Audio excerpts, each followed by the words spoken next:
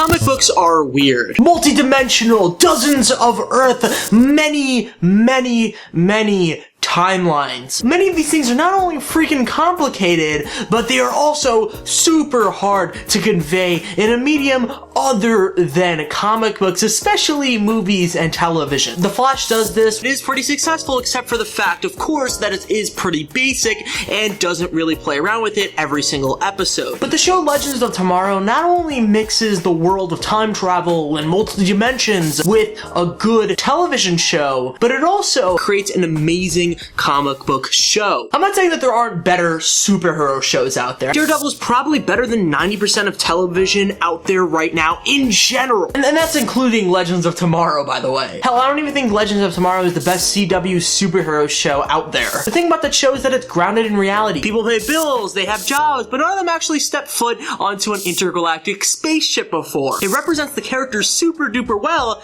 but none of it actually represents an entire universe. In other words, there's some great superhero shows out there, but not so many great comic book shows out there. Legends of Tomorrow, however, is a love letter to anyone who's ever read a comic book, and also the entire DC Comics universe as a whole. The CW has created a very small scale, yet amazing DC universe inside of its boundaries. Sure, it doesn't have the holy trinity of DC characters, that being Batman, Superman, and Wonder Woman, but it does have a lot of cool Easter eggs and a lot of cooler characters. Legends takes basically the B heroes and supervillains from Arrow and Flash and kind of puts them into one team and says, hey, fight crime. Led by Rip Hunter, the group goes across the universe fighting the immortal and awesomely scary Vandal Savage in order to prevent a cataclysmic end to the world. Yes, that premise is kind of stupid and out there, but aren't comics sometimes? That's what's pretty awesome about this show. It takes these characters that, sure, aren't the best characterized in the other shows that they were featured on, forces you to actually learn about them, their backstories, who they are, through deeper characterization and a lot more focus on these people and less on the Flash and Arrow. You're now able to care about a new set of heroes and really get to know them. But this is much bigger than just a few people. No.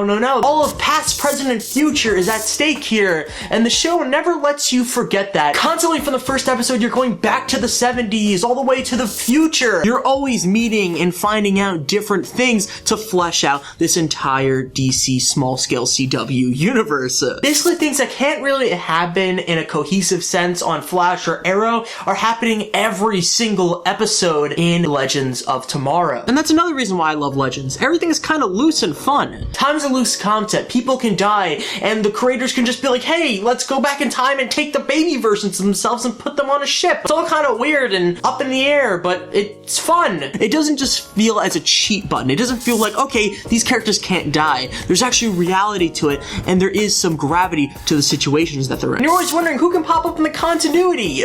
Much like how comic books work.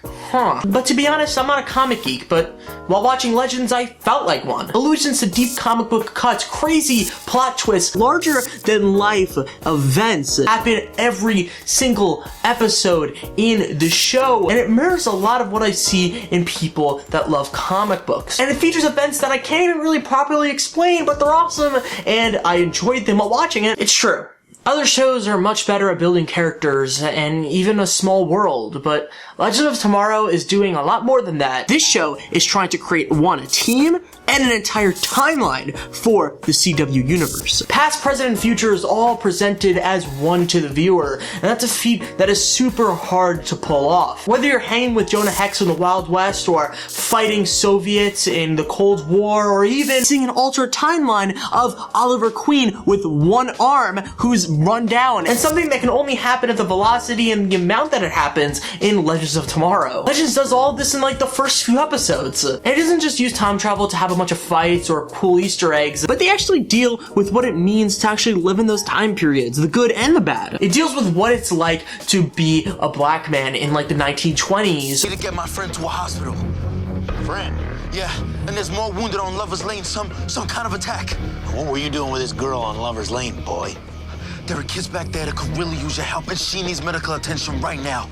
Put your hands on the car and spread them. Or even bisexual in that time period. And a lot like Doctor Who or even like the Twilight Zone. It's very timey-wimey, but at the end of the day it takes time and space and uses it as a storytelling mechanic to move characters forward, to move this universe forward. Exploring these characters, the world, and what they might do to save that world, even if that world won't be the same after they save it. It deals with a lot of these cool moral dilemmas like killing a baby Hitler of sorts, even trying to stop the death of someone that in the timeline might need to die. I'm not saying that every detail in this comic book show is really correct. The way that they do it reminds me a lot of the comic books. I mean, a lot of comic books and universes in general, whether it's Marvel or DC, deal with time in a very loose sense. They twist it around, they make it fit in the best way for the viewer. How Superman goes around and punches reality in the face. And I think that Legends of Tomorrow is just a small step toward that, and it's really cool. We've already seen their kind of take on the darkest of days type storyline in this show, and even like a Jonah Hex storyline, and now they're just going to keep on doing more stuff like that in their own unique way. And the fact that the show is not only shorter than Arrow and Flash, but also an anthology series, meaning that it's going to be only focusing on one specific story per season, it allows it to make a very, very tight-knit storyline and doesn't have to have a monster or a villain of the week of sorts like Arrow and Flash tend to do every other week. Roger, if this show's an amazing comic book show, is it really accurate? No. This show isn't even the most accurate comic book show. It deals with a ton of different ideas that they kind of conjoin to make it more simple for the viewing audience, especially the Vandal Savage storylines and especially the Hawkgirl situation. But that doesn't mean it's bad. It's still fun, it's enjoyable, and it tends to do the impossible. It carves new ground in the very oversaturated comic book, superhero, TV, movie landscape. It's fun, exciting, and inherently different. And I honestly think it's something that a lot of people need to be watching, and even though the show is getting renewed for season 2, it deserves a lot more viewers than it already has, and I think it's fantastic. So, have you guys been watching Legend of Tomorrow? What do you guys think of it? Do you think it's better than Flash season 2? I sure do. Leave a comment down below. Let me know. Love you all. Bye. Bye.